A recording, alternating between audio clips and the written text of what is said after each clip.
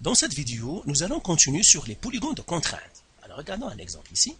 Ici, ils nous disent, dans chaque cas, déterminez-le ou les points qui maximisent la fonction à optimiser et ceux qui la minimisent du polygone de contrainte donné. Donc, ici, on a un polygone de contrainte et on veut savoir quels sont les points du polygone de contrainte qui maximisent mon critère et le point qui minimise le critère. En fait, les mathématiciens ont trouvé que les points qui maximisent un critère ou qui le minimise se trouvent sur les sommets.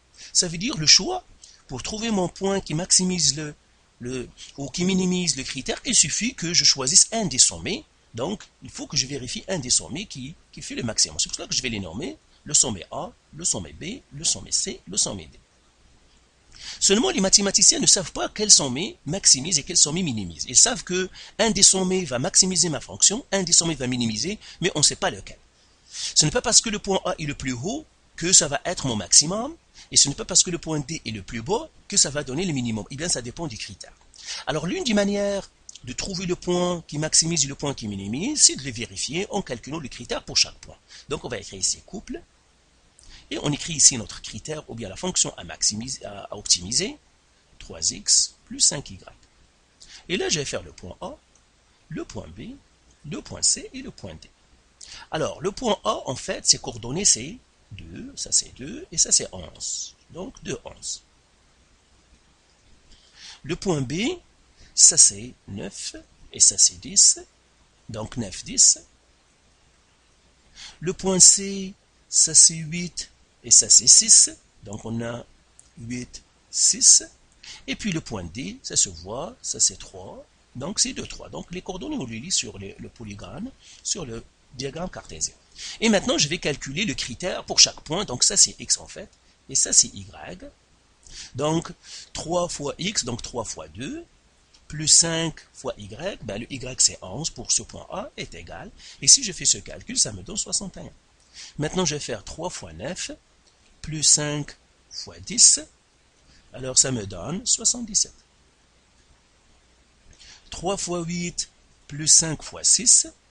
Alors, ce calcul-là me donne 54. Et puis, je vais faire 3 fois 2, plus 5 fois 3, et celle-là me donne 21. Alors, une fois qu'on a calculé le critère pour chaque sommet, ben, c'est facile de voir qui est le sommet qui me donne le minimum, qui minimise le critère, c'est 21, et le sommet qui maximise le critère, je vais le mettre en rouge, c'est celui-là, c'est celui-là. Donc là, je vais écrire max. Alors, le maximum m'est donné par le point B, dont les coordonnées, c'est 9, 10, et la valeur du critère, c'est 77. Le minimum, donc le min, m'est donné par le point D, 2, 3, et le critère, le Z, c'est 21. Alors, vous voyez ici, par exemple, le point B n'est pas le plus haut, et pourtant, c'est lui qui me donne le maximum. Donc, vous voyez que vraiment, ça dépend du critère, le point minimum et le point maximum. Alors, ici, nous avions 4 points, donc on a fait le tableau, mais parfois, on a des polygones qui ont plusieurs sommets, un très grand nombre de sommets, et par suite, pour vérifier tous les sommets, parfois ça devient laborieux. Si on a 3, 4, jusqu'à 5 sommets, on pourrait faire le tableau qu'on a fait précédemment. Sinon, on va voir une autre méthode pour minimiser le nombre de points à vérifier. Si on a plusieurs points, 5, 6, 7 par exemple, ça va être laborieux à toutes les vérifier. On va faire ce qu'on appelle la droite baladeuse. Droite baladeuse. Il y a d'autres qui l'appellent droite errante.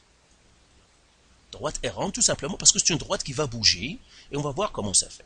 Alors, pour utiliser la technique de la droite baladeuse, la première chose qu'on doit faire, c'est tracer cette droite, et comment on la trace? À la place du Z, je mets 0, et je fais égal à 15x, plus 20y.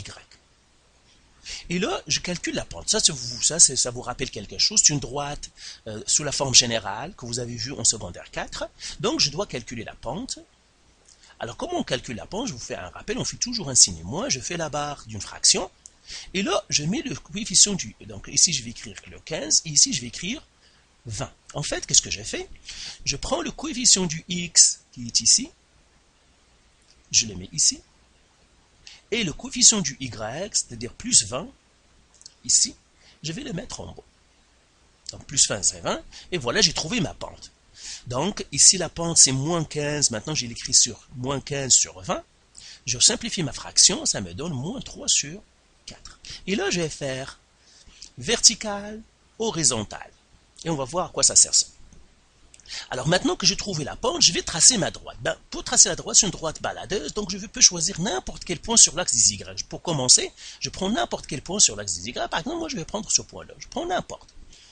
Et là, vertical, donc c'est moins 3. Et horizontal, c'est 4. Donc moins 3, ça veut dire je dois descendre de 3. C'est ça, moins 3. Si c'était plus 3, ça veut dire je dois monter de 3. Moins 3, je dois descendre de 3, donc je descends de 3, donc 1, 2, 3. Maintenant, je suis ici. Et puis j'ai horizontal 4, ça veut dire que je dois me déplacer vers la droite de 4. Donc 1, 2, 3, 4. Donc je suis ici. Et voilà, je trace mon deuxième point. Et là, je trace ma droite baladeuse. Là, voilà ma droite baladeuse. Elle est comme ça. Voilà ma droite baladeuse. Une fois que j'ai tracé la droite baladeuse, donc je vais effacer ici pour que ça ne mélange plus. Voilà, une fois qu'on a tracé la droite baladeuse, on va faire, vous prenez une règle, vous la mettez, disons que ma règle est là, et vous la mettez sur la droite, c'est-à-dire le côté aligné de la règle, vous le mettez sur la droite. Donc ici, par exemple, ce sont les graduations de ma droite, et les chiffres de ma droite ici. Et qu'est-ce que je vais faire? Vous devez pousser votre règle d'une manière à ce qu'elle soit toujours parallèle à elle-même. Donc je la pousse, je pousse la droite.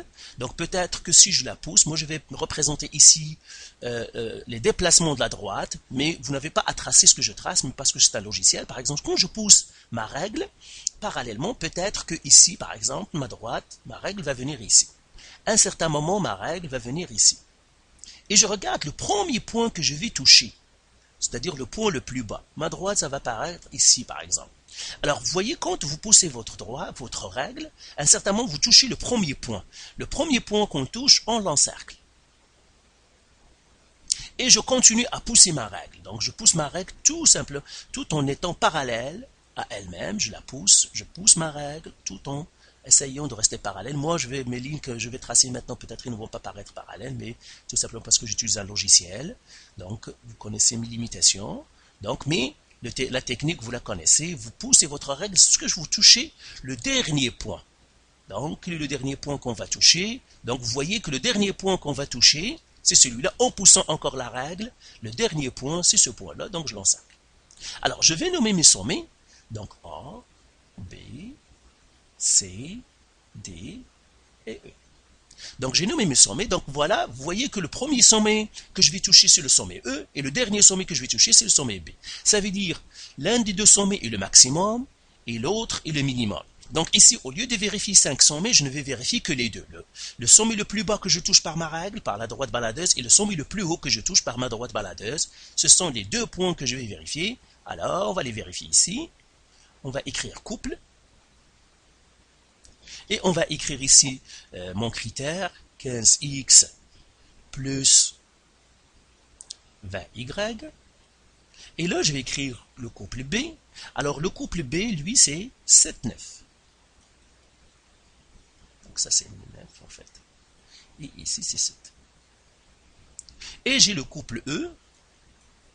Et là, je vais écrire, lui, le couple E, c'est 4, 4. Donc, ça, c'est 4. Et ça, c'est 4. Et qu'est-ce que je vais faire? Eh bien, je vais vérifier, je vais calculer le critère pour chacun, je vais mettre z égale. Donc, je vais faire 15 fois 7 plus 20 fois 9. Et si je fais ce calcul, je trouve 285. Ici, je vais faire 15 fois 4 plus 20 fois 4. Et ici, ça me donne 140. Donc ici, je vois que le sommet qui me donne le minimum, c'est celui-là. Et le sommet qui me donne le maximum, c'est celui-là. Donc là, je peux écrire maintenant B, c'est-à-dire max, mais donné par le sommet B, dont les coordonnées c'est 7, 9, et la valeur du critère, c'est 285. Et le minimum, je vais monter un petit peu la fenêtre, le min, mais donné par le point E, 4, 4, et la valeur du critère, c'est 140. Donc voilà comment on trouve le point qui maximise ou bien qui minimise un critère. Maîtrisez la technique de la droite baladeuse, mais vous devez, si vous avez fait un graphique, c'est-à-dire le polygone des contraintes, il doit être soigné. Utilisez une règle parce que si votre chemin n'est pas soigné, il n'est pas à l'échelle, la droite baladeuse ne vous servira à rien. Donc, soignez votre schéma. Donc voilà pour cette vidéo. Faites les exercices du site et de vos documents, de vos manuels. Et si vous avez encore de la misère ou des questions, vous pouvez me contacter.